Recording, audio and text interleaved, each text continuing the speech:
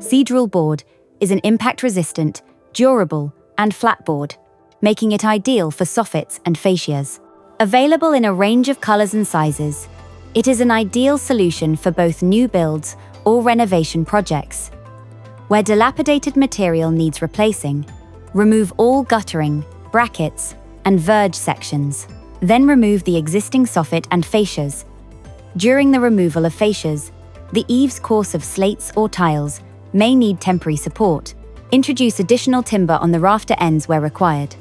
Install Cedral Board PVC ventilation block. This enables sufficient ventilation and is suitable for soffits up to 400 mm. For ventilation and board options above 400 mm, please contact the Cedral Technical Advisory Team. Start to install Cedral Board fascias and soffits using Cedral color-matched screws. Continue around fascia and soffit lines. We recommend that each cut edge is coated with a carefully applied layer of Cedral touch-up paint. Refit verge, trims and guttering.